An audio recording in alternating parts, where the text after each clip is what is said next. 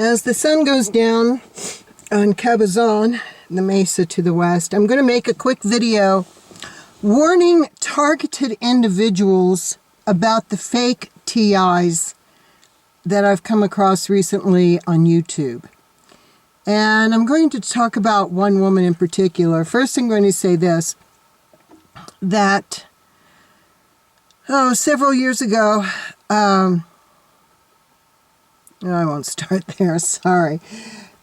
Let me see, I came across, I hadn't looked at any targeted individuals on YouTube lately because in the past I've just found so many fakes. And, but recently I thought, well, let's see if there's any, real targeted individuals popping up on YouTube. And I came across this woman. I won't say her name. I'll give you a little background on her that if you come across her channel, you'll recognize it. But at first, her story seemed really good. And she'd written a book about being a targeted individual. And I purchased the book. And let me say this. I do think the book was written by an actual targeted individual because it's simply too accurate not to have been. But whatever happened to that target individual, I don't know. But this woman, I do believe, plagiarized the vast majority of the book. And she starts out the book by saying, she'd lived in California when she became a targeted individual, and that she landed up near the port of Long Beach, living out of her car, as I recall. And she goes through all these bizarre episodes that happened to her while she was living in her car. And she claims, I think she said she lived out there a total of 2 years around Long Beach, which is a pretty scary area to begin with. And then you have to, let me interject, you have to have not only discernment, but critical thinking skills when you come across these people's stories. Do they sound legitimate? What red herrings do you see? Or, what contradictions are there? And the big contradiction in her story for me was, though her parents were older, let's say when it first started in her 60s, they never filed a missing person report for her, which I thought your parents are living. Because see, when this started for me was after they murdered my mother. And I couldn't figure out how she could have not only one, but two living parents, and they hadn't filed a missing persons report on her, or she hadn't contacted them and said, look, really strange things are happening. Can I come stay with you? And as you get into the book, it becomes obvious. Now, we all know a lot of people, and I know a lot of people who have had secret society parents who threw them under the bus. And I have a video about that. I'll put the link in the information below. But I couldn't get over, well, her parents, they didn't seem, from her own perspective, they weren't secret society, so why weren't they helping her? Later they helped her, but when she was going through all this trauma, why didn't she contact them? Why didn't she go to stay with them? That just didn't make any sense to me. And, so then in the book, she started out as a bodybuilder. And she said her ex-husband died of multiple sclerosis or multiple dystrophy or muscular dystrophy. I can't remember which. I think it was multiple sclerosis, but I did not find that to be the case. What I found indicates her husband is alive and well, and that. The other, huge red flag. She had said at one point on her Facebook page, on her YouTube video, that she didn't do Facebook.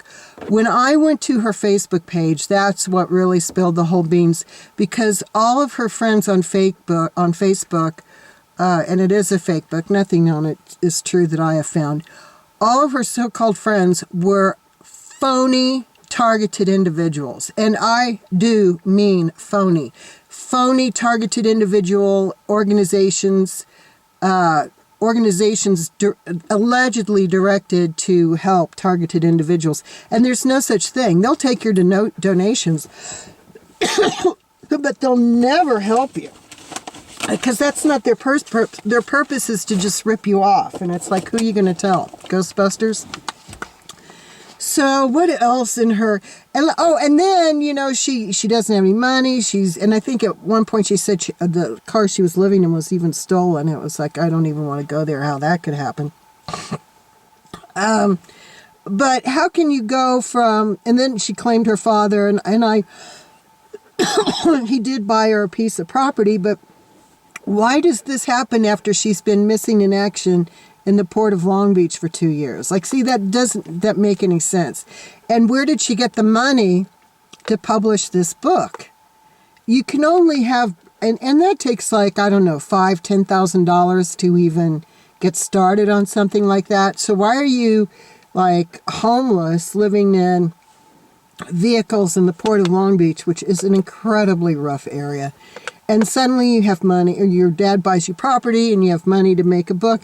You see, people, it doesn't make sense. None of it makes sense. And then when I saw, like I said, who her, quote, friends were, I was like, oh, give me a break. And the other thing she says in her book was that she trained Warren Beatty for his role in the movie Dick Tracy. You don't get jobs like that unless you're secret society. And also she was in a few episodes of General Hospital, I guess back in the 70s, early 80s. You don't get work like that unless you're secret society, okay? Do you understand now? And I know that because I had one of my phony friends when I lived in Los Angeles. Gosh, didn't you know she started out on General Hospital in New York City before she moved out to Los Angeles? And she never made it big in the movies or anything, but General Hospital is like the training ground 101 for up-and-coming secret society people who want to be on TV and in the movies. So do your research on these people. And let me also say, it's a shame the money from the proceeds of the book are going to her. And see, also, that's what the secret societies do. They'll set you up with some kind of job. Like this, in this instance, she's now a writer, and she's written this book. What was the thought I was just going to make? But yeah, her resume just screams Freemason, Eastern Star. She wouldn't be a Mason, but secret society. And maybe I'm a little hip to that because of my experience with all these people for so many years. But I was talking about the book, right? It's too bad the proceeds from the book are going to her. But the book is wonderful because I'm convinced it was written by a real TI. And she probably had a blog, or I think it's a woman wrote it, but she probably had a blog, and we don't know if she died or she's homeless somewhere. But I believe her blog was stolen. Her blog, or maybe even a diary, but I have a tendency to think it was a blog, but it could have been a diary, was stolen and given to this person to use as, quote, her own book and to promote herself as a TI, okay?